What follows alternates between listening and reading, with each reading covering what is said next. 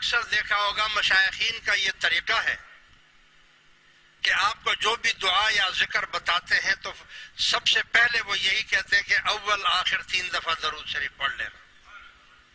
کہتے ہیں نا اول آخر کم از کم 3 دفعہ درود شریف پڑھ لینا. کیوں؟ کیونکہ تمہاری دعا اس قابل نہیں کہ وہ چھت سے اوپر جائے، لیکن چونکہ درود شریف کا اللہ نے وعدہ کیا ہے کہ یہ میں قبول کروں گا، تو جب تم درود پڑھتے ہو اور پھر اس میں دعا کرتے ہو اور نیچے پھر درود شریف پڑھ لیتے ہو تو یہ پیک ہو گیا، پارسل بن گیا، اس کے اوپر درود شریف کا ایڈریس لکھ دیا گیا.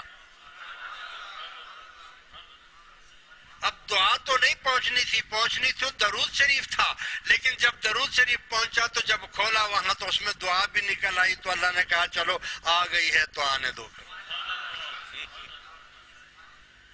اس لیے درود شریف جو ہے یہ لازمی آپ پڑھا کریں اور کثرت کے ساتھ پڑھا کریں.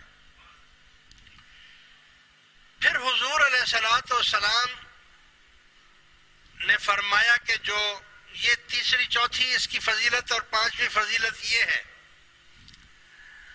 کہ حضور نے فرمایا کہ قیامت کے دن وہ شخص میرے زیادہ قریب ہوگا جو دنیا میں مجھ پر درود زیادہ بھیجتا تھا. کتنا مشکل کا دن ہوگا وہ. سورج ایک نیزے پر ہوگا، زمین تانبے کی ہوگی، قیامت کا دن ہوگا. لوگ ساری دنیا حضور کو ڈھونڈتے پھریں گے کہ حضور مل جائیں تو ہماری شفاعت ہو یا ہم ان کے سائے تلے ہم آ جائیں. اور جو درود شریف پڑھنے والا تھا وہ جیسے ہی اٹھا تو پہلے ہی حضور کے ساتھ تھا. درود بھیجنے والا یاد رکھو ایک چیز کا مسئلہ تو حضور نے پہلے ہی حل کر دیا. بہت سے لوگ یہ کہتے ہیں،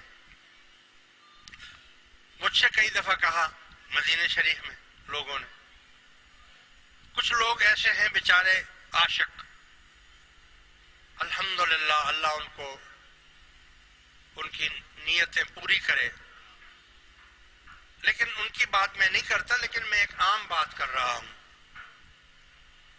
اس کا یہ مطلب نہیں ہے کہ یہ خواہش نہیں رکھنی چاہیے، لیکن میں ایک عام بات کرتا ہوں کہ مجھ سے وہاں مدینہ شریف میں کئی لوگوں نے کہا آپ دعا کریں، ہمیں 40 سال یہاں ہو گئے اور ہم یہی چاہتے ہیں کہ ہمیں موت یہیں پر آئے اور ہمیں جنت البقیع مل جائے، یعنی ہم یہاں دفنائے جائیں. تو میں نے ان سے کہا اس کا کیا فائدہ ہوگا تمہیں؟ کہ نگر جنت ہے، حضور کی قبرستان ہے. تو میں نے کہا یہاں تو منافق بھی دفن ہیں، منافق لوگ بھی وہاں دفن ہیں، تو کیا ان کو کوئی فائدہ پہنچ رہا ہے؟ کہنے لگے نہیں، منافق کو تو فائدہ نہیں پہنچے گا. تو میں نے کہا یہ کیوں بولتے ہو کہ ہمیں یہاں جنت البقیع میں دفنایا جائے؟ او بھائی دعا یہ کرو کہ یا اللہ قیامت کے دن ہمیں حضور کے قدموں سے اٹھانے کی بات کرو، دفنانے کی بات مت کرو. ہاں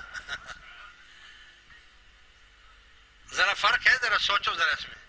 ایک ہے دفنانا اور دوسرا ہے اٹھانا.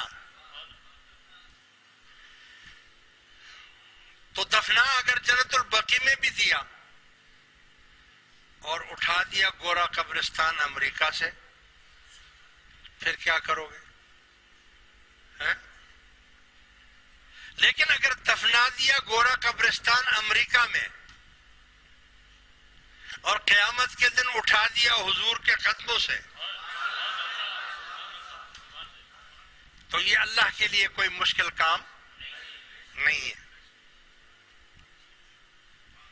کیونکہ اس کا فیصلہ بھی حضور نے فرما دیا. صحابہ کرام نے پوچھا کہ حضور